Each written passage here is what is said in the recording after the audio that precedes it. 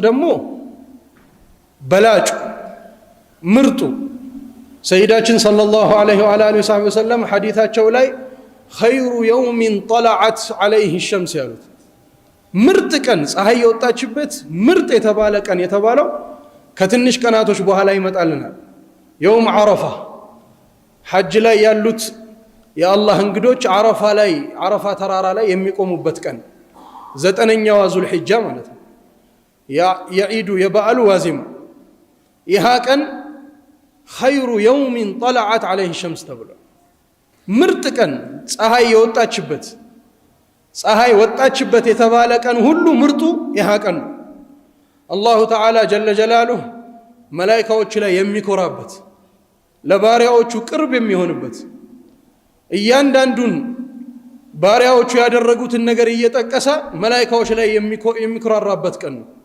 እያቸው ባሪያዎቼን ተንጨባረው ጸጉርም ምንም መቁረጥ አይቻልም አይደል? ሐጅ ላይ ያሉት እንግዶቹ እንደዛ ተንጨባረው እንደዛ አዋራ በአዋራ ሆነው የሚያርዱትን ቁርባኑን አዘጋጅተው ከእያንዳንዱ ከተለያየ አካባቢና ሀገር መጥተው የኔን ረሕመት እኮ እየከጀሉኝ ነው ብሎ አላህ ጀለ ጀላሉ የሚኮራበት ቀን ነው። ወለም የረው ዓዛብ የኔን ቅጣት እንኳን ሳያዩ ፈርተው እኔን የሚያለቅሱ እኔ ጋር የሚያለቅሱ ረሕመቴን የሚከጅሉ ባሪያዎቼን ያቸው እያለ አላህ ጀለ ጀላሉ የሚኮራበት ቀን ነው አሉ።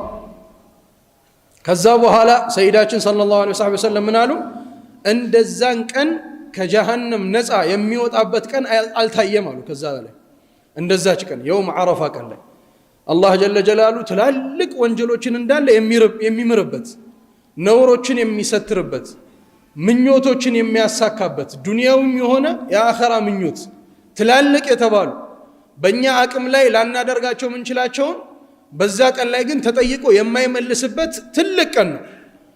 ሰይደቲ ዓኢሻ ረዲየላሁ ዐንሃ በሐዲታቸው ላይ ሰይዳችን ሰለላሁ ዐለይሂ ወሰለም እንዲህ ያሉ ትለናለች።